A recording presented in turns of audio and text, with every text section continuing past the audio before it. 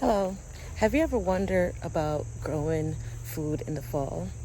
So I'm about to do that, and I thought I would take you on a little journey with me so that you could get started in growing fall food crops.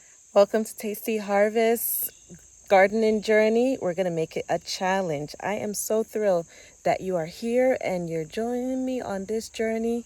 I can't wait for us to embark on it and learn and grow so much food that we're going to make some recipes too with it. So in this video, we're going to talk about the importance of growing in the fall season, where I want to inspire you to grow with me and then start your journey. If you didn't start, this is your first time gardening, you are welcome to be here. You are in the right place. If you have been gardening forever and never planted in the fall, you are also in the right place. So let's go on this garden journey challenge and get you set up. But first, we're going to talk about the importance. So one of the importance of growing in the fall is it's cooler. The plants have little to no stress on them because it's not hot, it's nice and cool, especially for plants that are cool loving temperatures. And then you barely see pests because of the temperature again. Another important thing to do within the season is setting up and getting ready and setting up realistic goals for yourself. So you always want to start small, especially for my new gardeners. If you never gardened before, I know seeing everybody's garden, a lot of social media gardeners out there showing their yard, showing all the stuff that they've grown. It took them many seasons to get to where they are. So if this is going to be your first season, don't stress yourself and say you're going to take over your whole yard and do it. Start very small, even if it's just planting one plant in a pot. You want to make it realistic to also how much time you have to devote for gardening. Gardening does not take a lot of time, but you could do it in stages. So you do not want to plan, build, and plant all your plants in one day, right? Just like the saying go, Rome was not built in one day. That's how it is. All gardens weren't built in one day. It takes time. So make sure it's realistic to your lifestyle, and then you start very small. Once you decide that you are definitely gonna grow food in the fall season, make sure you only focus on the fall season crops. There are so many plants that the garden centers will sell, and even seed companies will sell for the next season, and they mix them up.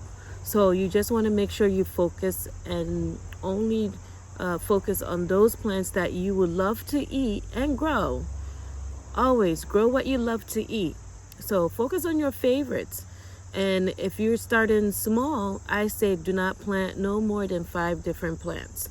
Okay, and then we're gonna talk about more about the type of plants in the next video. So after you have decided or played around with the idea of growing in the fall and thinking about all the plants that you would want to grow, you need to make sure that you prep your area.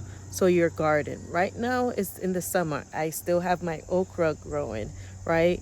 I am not going to remove that, but other plants that I have here that are done, or that my volunteer plants that I already use, I am going to just remove them and prep my garden so that we have room for all the fall season plants that we're going to grow this season. So next, once we decide and we're going to start prepping our garden, we're going to make sure we have tools. And the number one tool for me is my hands. Yes, you could use a glove. I love to be one with nature, so I love using my hands when I'm weeding and taking out stuff in the garden.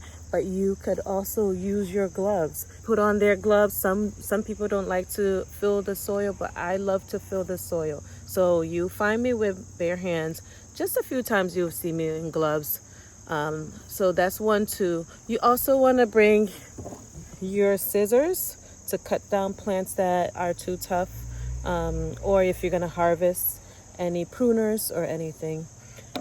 Any other tools that you want, like small trowels or forks or any other tool that'll help you make the job easier in prepping your space. And once the season, the previous season is coming to an end, you always want to clean your tools before you use them again.